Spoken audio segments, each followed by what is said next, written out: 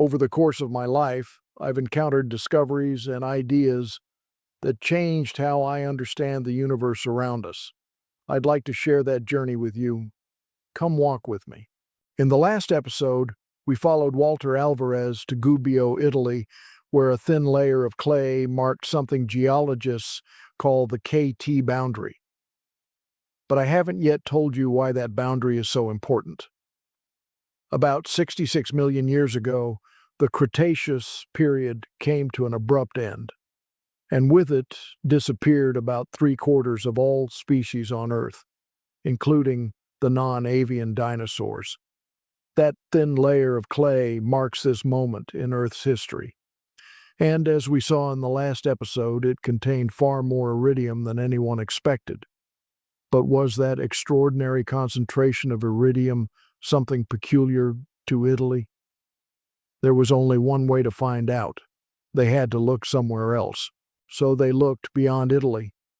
At Stevns Klint in Denmark, the KT boundary contained about 160 times the normal background concentration of iridium.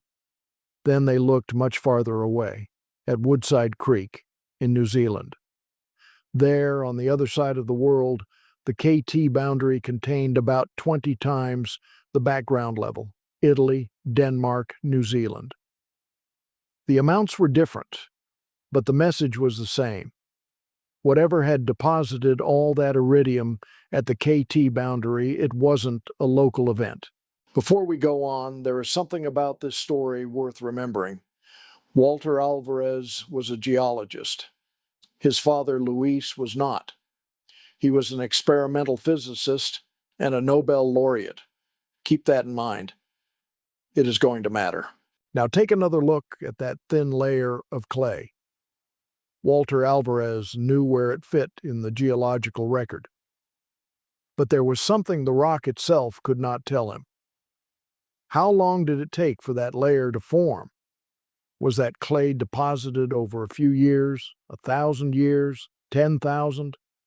Its thickness couldn't answer that question. They needed a clock. And, as we saw in the last episode, Luis Alvarez thought he had one.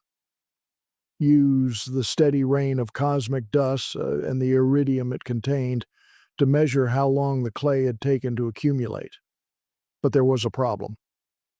There was far too much iridium. So, could the iridium have come from the Earth itself?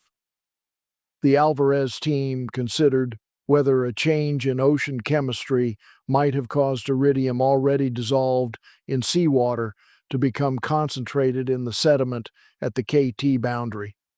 But there was a problem with that explanation. If the ocean had suddenly given up its iridium, the sediments deposited immediately afterward should have contained less of it. They didn't. So the search for an explanation continued. There was another possibility. Perhaps, for a time, almost no sediment accumulated at all. Ocean currents might have swept the ordinary sediment away, while the slow rain of iridium-bearing cosmic dust continued. That could concentrate a long period of iridium into a very thin layer. But now the explanation was becoming increasingly difficult to accept. The same unusual conditions would have had to occur at widely separated places around the world, at essentially the same time. Then they considered a very different possibility. Could the iridium have come from a nearby supernova? A stellar explosion could scatter enormous amounts of newly formed elements into space, including iridium. But this idea could be tested.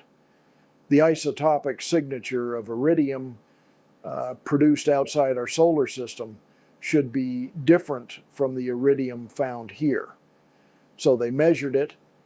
The result matched material from our own solar system. The supernova was out. What began as an attempt to measure the age of a thin layer of clay had become something very different. The iridium anomaly wasn't confined to Italy. It appeared at the KT boundary in widely separated places around the world, and one possible explanation after another had failed. So now, The question was no longer how long that thin layer of clay had taken to form. The question was, what happened 66 million years ago that could have left this strange signature all around the Earth? In the next episode, we'll follow the evidence as it leads to an extraordinary possibility. So come walk with me.